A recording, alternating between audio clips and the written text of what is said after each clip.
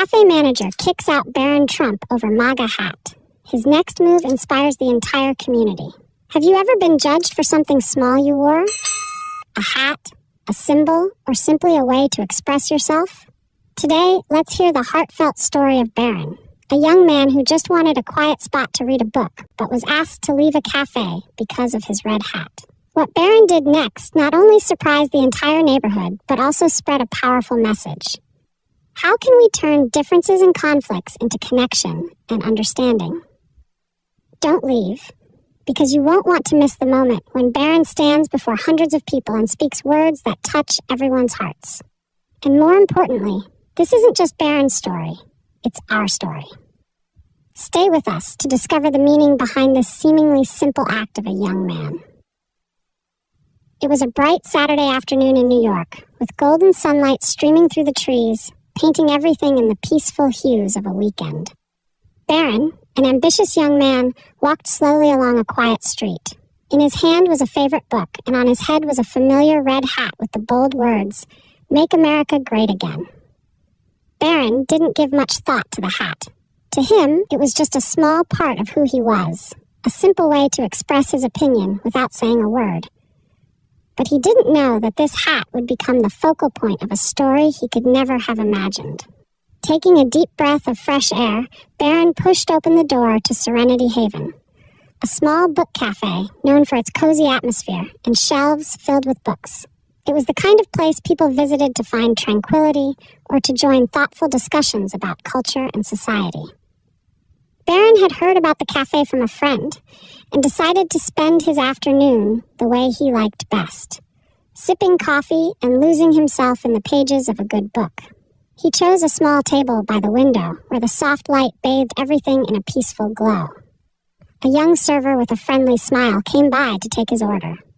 Barron asked for a latte and then lowered his gaze to scan a few lines in his book.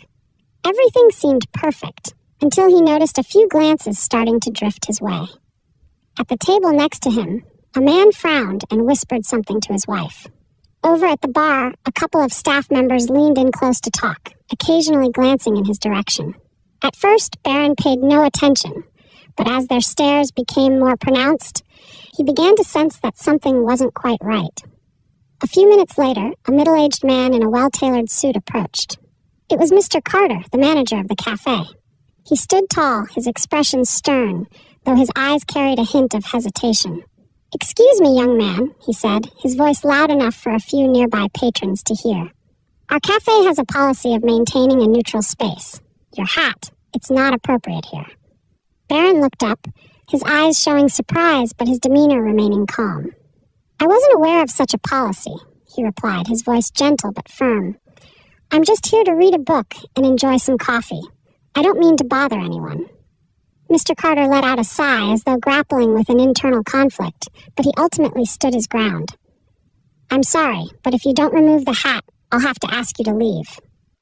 The atmosphere in the cafe shifted, growing heavy. A few patrons turned their faces away, pretending not to listen, though it was clear they were following every word. Barron remained seated for a moment, his gaze meeting Mr. Carter's as if searching for an explanation. But then, without protest, he quietly stood up. He didn't say another word as he picked up his book and his red hat. The chime of the door echoed softly as Barron stepped out, leaving behind an awkward, weighty silence that hung in the air. Outside, the sunlight remained just as radiant as when Barron had entered, but his heart felt heavy. It wasn't anger. He wasn't the kind of person to get angry easily, but rather a deep sense of disappointment. How could a hat, something so simple, provoke such strong reactions? Standing in the midst of the bustling street, Barron turned to glance back at the cafe one last time. His mind wasn't filled with thoughts of retaliation or proving a point. Instead, one clear question echoed within him. How can we learn to understand and accept one another better? He let out a faint smile and began walking toward the nearby park. An idea, small but full of promise, started to take shape in his mind. A vision for an action that could inspire change. As Barron left the cafe, he strolled slowly along the stone-paved sidewalk.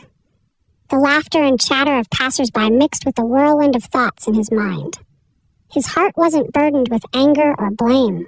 but rather a profound sadness at how easily people can shut their hearts to what they don't understand. Reaching a quiet corner of the park, Barron found a long wooden bench under the shade of a grand oak tree. He sat down, removing the red hat from his head and placing it on his lap, as if to view it from a different perspective. The hat had always been just a small part of his life, a simple way to express his views without saying a word. But today, it had unexpectedly become the centerpiece of judgment and exclusion. Instead of dwelling on the situation, Barron quietly took out his phone and sent a message to Mia, his best friend, who was always ready to join him in his craziest ideas. "Mia, I just got refused service at a cafe because of my hat." He typed quickly. "But I don't want to make a scene. I want to turn this into an opportunity. Are you free to help me?" Less than a minute later, Mia called back, her voice filled with curiosity and excitement. "What happened? Tell me everything. And what kind of plan are you thinking about?" Barron smiled faintly. "I think we need to organize an event, not to fight back, but to help people understand each other better. A place where everyone, no matter how different, can sit down and have a conversation without judgment." Mia was silent for a moment, then burst into laughter. "That is so you, Barron. All right, tell me the details." The two talked for over an hour, and little by little, their ideas began to take shape. Barron envisioned creating a space where people wouldn't just be heard, but also encouraged to share and tell their own stories. The event wouldn't simply be a discussion. It would be an opportunity to connect and learn from one another. "I think we should call this event Building Bridges Through Understanding," Barron said. "The goal is to show people that we don't have to agree with each other, to show respect and understanding." Mia agreed and began drafting a list of tasks, finding a location, inviting participants, and scheduling activities. Barron, meanwhile, thought about hosting the event at the park near the Café, the place where he had sat and reflected. To him, the park symbolized openness, a natural space where people from all walks of life could come together without worrying about social barriers. Over the next few days, Barron and Mia threw themselves into the planning. They reached out to artists, community organizations, and even local authors to take part in the event. Booths were planned with clear purposes: a listening corner where people could share their stories, an art station where children and adults could paint together to represent unity, and a book area with resources on dialogue and building meaningful relationships. What excited Barron the most was the potential to inspire those around him. He didn't want the event to be just another gathering. He wanted it to spark real change in how people viewed and approached differences. And he knew that to make it happen, everything had to start with his own actions. No blaming, no arguing, just patience and goodwill. The night before the event, Barron sat at his desk, looking at the notebook where he had jotted down his earliest ideas. A small line he had written during a moment of reflection stood out clearly under the desk lamp. "Let our differences connect us, not divide us." He smiled, closed his eyes, and felt a sense of calm. The best things always start with understanding. And Barron believed that tomorrow, people would come to realize that too. On Saturday morning, the small park near the cafe had been completely transformed. Long tables draped in white cloth had been set up, each with signs that read Listening Corner, Art Zone, and Book Booth. On the small stage at the center, a large banner hung with the words, Building Bridges Through Understanding. Barron stood in the middle of the growing crowd, adjusting his simple jacket and maintaining a gentle smile. He could feel his heart beating faster, not from nerves, but from excitement. This wasn't just an event he was hosting. It was an opportunity to connect strangers through the simplest of acts, listening. Mia stood next to him, holding a long checklist of tasks that still needed to be completed. "Don't worry, Barron. Everything's on track. Just get on stage and say what you truly feel." Barron nodded, his gaze sweeping over the faces that had begun to gather. There were families with children heading toward the art zone, couples pausing to enjoy the music, and even people who seemed merely curious about the event. But what caught his attention the most were a few familiar faces, patrons he recognized from that afternoon at the cafe. On stage, Barron held the microphone, meeting the eyes of each person in the crowd. The chatter gradually quieted as his voice broke through, gentle yet resolute. 2 weeks ago, I walked into a cafe with a simple goal: to read a book, enjoy a cup of coffee, and spend a peaceful afternoon. But because of the hat I was wearing, I was asked to leave. I'm not sharing this to criticize anyone, but to reflect. When I left the cafe, my thoughts weren't filled with anger, but with a question. Why do we let our differences stop us from understanding each other?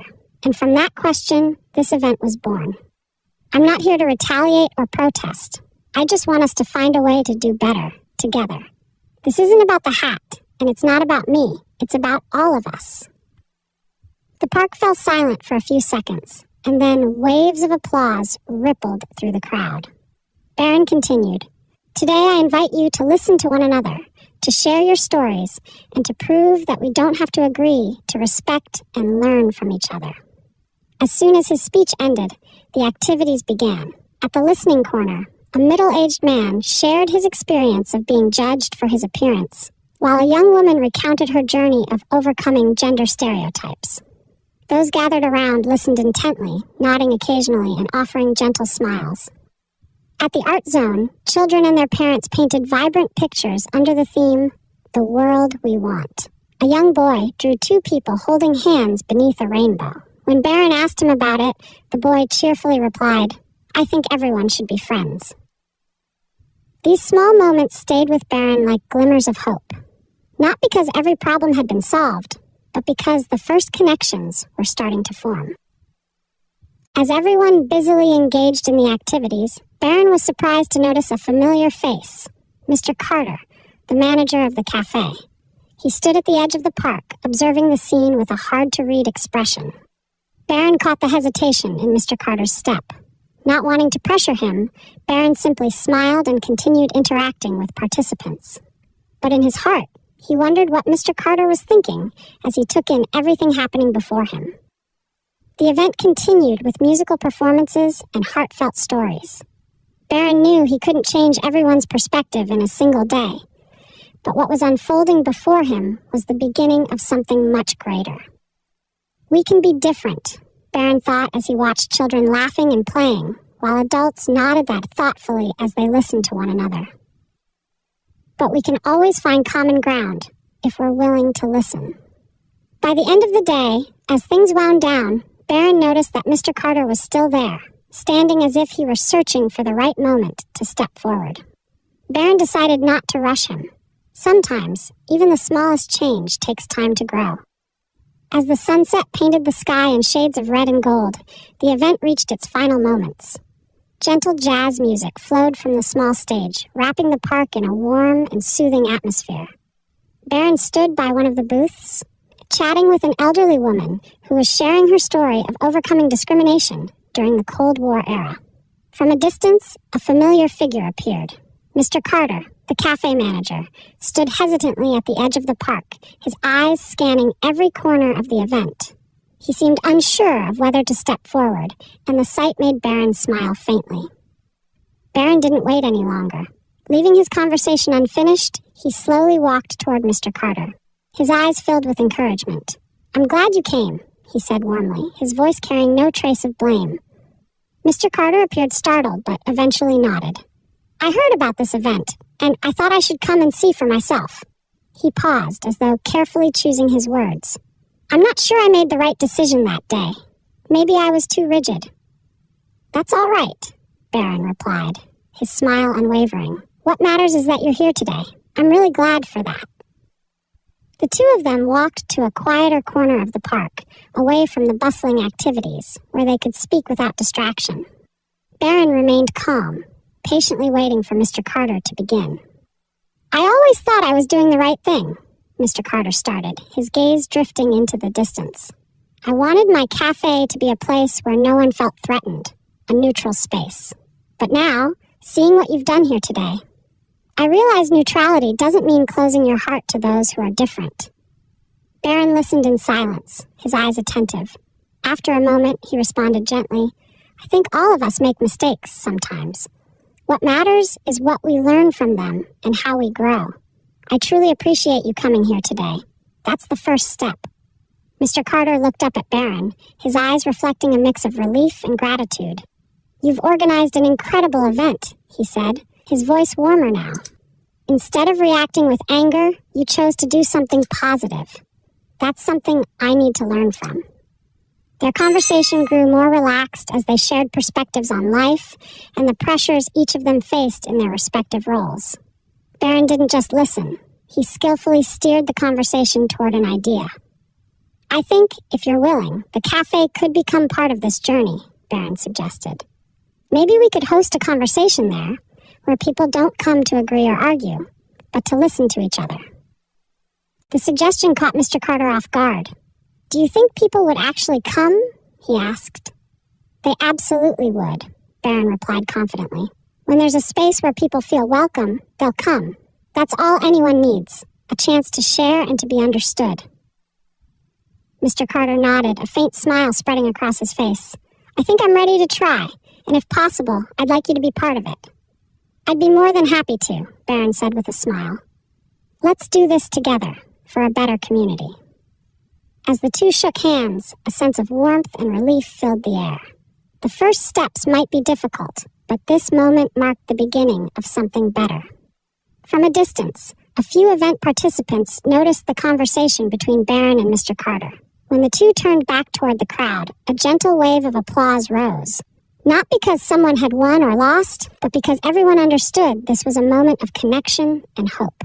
Under the soft golden lights of the park, Barron looked around and saw smiles, handshakes, and conversations continuing. Something had shifted, not just in Mr. Carter, but in everyone present. As night fell, the park began to quiet. The booths were gradually taken down, the soft glow of the stage lights lingered, and the music had stopped. Barron stood on the stage, watching the volunteers waving goodbye to the last participants. The stillness was a sharp contrast to the earlier energy, but it was no less profound. He stepped up to the microphone one final time, looking down at the small crowd that remained. Despite his wariness, Barron's eyes radiated gratitude and energy. "Today," he began, his voice slow and deliberate, "we've done something truly special. From what seemed like a small incident, we turned it into an opportunity to understand one another better. And this isn't just a victory for me or for Mr. Carter.